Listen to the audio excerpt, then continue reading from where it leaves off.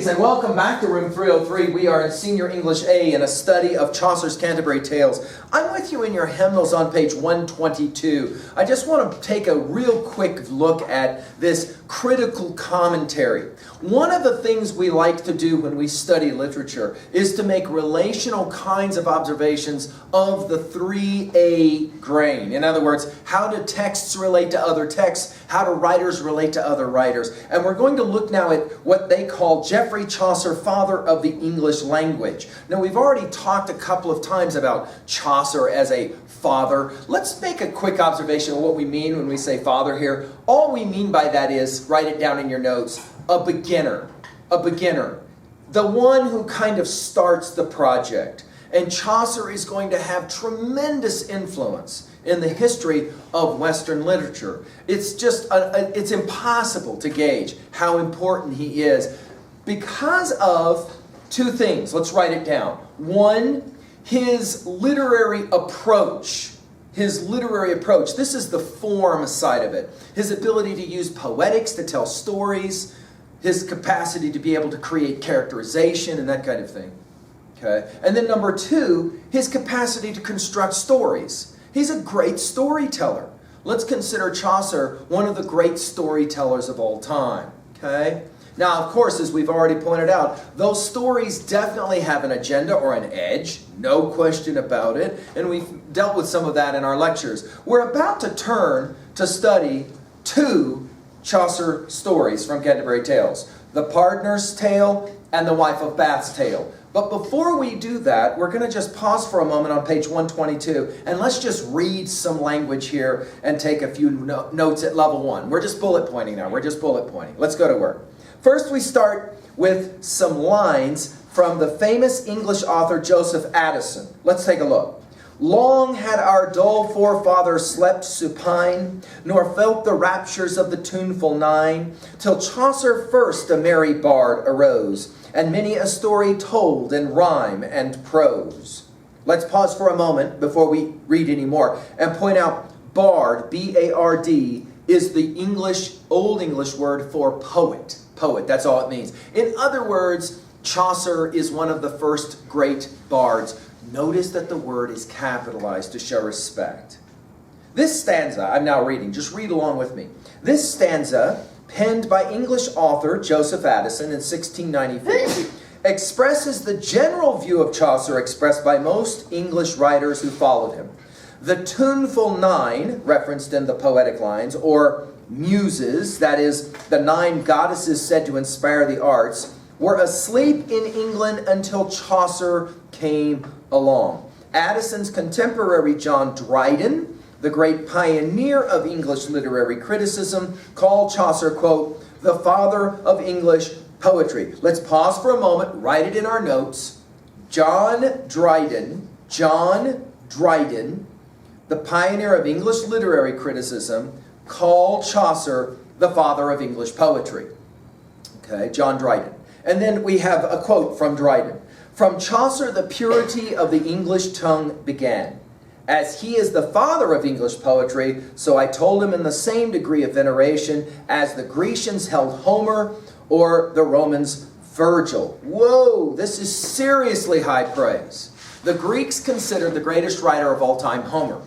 The Romans considered the greatest writer of all time Virgil. And John Dryden now will say, 200 years roughly after Chaucer had lived and written Canterbury Tales, Chaucer is the great poet of English poetry. High praise.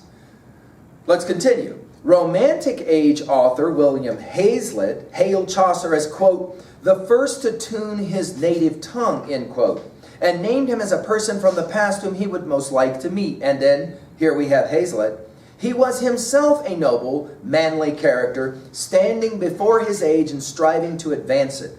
A pleasant humorist withal, who would make as hearty a companion as mine host of the tabard. The attitude towards Chaucer is summed up by a 20th century author, G.K. Chesterton.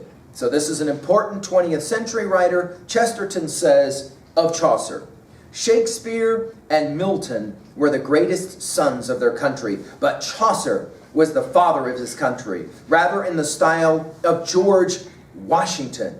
And apart from that, he made something that has altered all Europe more than the newspaper, the novel. He was a novelist when there were no novels. Let's write that quote down. He, Chaucer, was a novelist when there were no novelists. If you look up, for example, at the little drawing there, the imaginary British pound note, notice you have Chaucer's picture at the center of it instead of George Washington's. This is high praise for a writer. The argument that Chesterton will make is, in the same way that George Washington was the father of the American country, Chaucer is the father of British literature. Whoa, high praise. Now to the very bottom of 122, key ideas and details. In what ways does the prologue show Chaucer being, in Chesterton's word, a novelist when there were no novels? Well, we can obviously answer a couple of ways here. Let's go ahead and talk two of them. Two ways that Chaucer is a novelist before there's novels. One, let's talk form. Two, let's talk content. Let's just mention a couple of things here. First of all, form. Chaucer is the first poet in the English tradition to take the poetic form in the direction that he will take it. What we will call, for your notes, narrative poetry. We want to write that term down. Narrative poetry. What does that term mean? We are going to narrate or tell a story, but we are going to do it in poetic stanzas. We are going to do it in poetic stanzas. Now, no question, Beowulf, as we've already studied, is a narrative poem, an epic poem.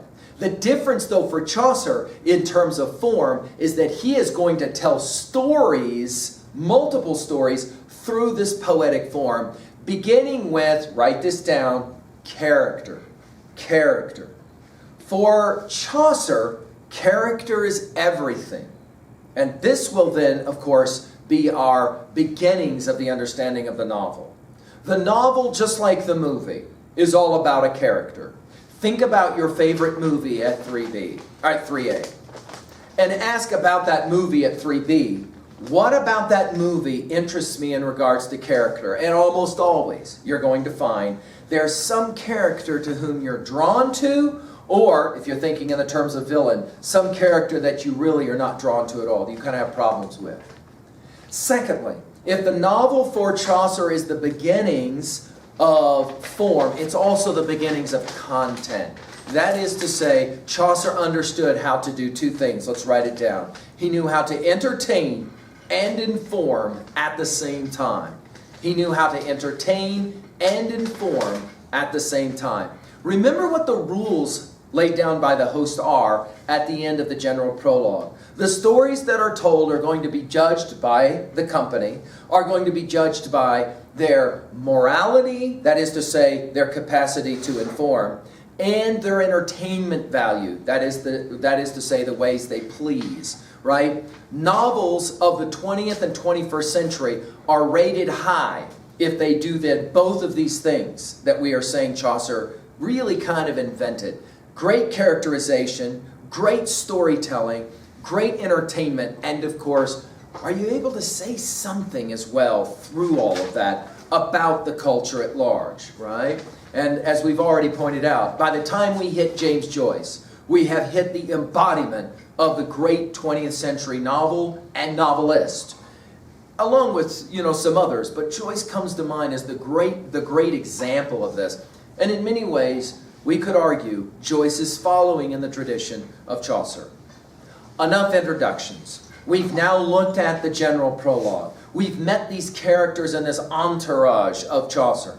Now we're ready to take a look at two of the stories from Canterbury Tales. We're going to turn to, here in a moment, on page 123, and we're first going to look at the partner, that guy who hangs out with the Sumner, that partner who's not a very nice guy, but that partner who is going to be quite a character. After we finish with the partner's prologue and tale, we will then turn to the wife of Bath's prologue and tale, and that will be our close study of Chaucer as novelist before there was a novel. Thank you. Come back and we'll go to work with the partner's prologue.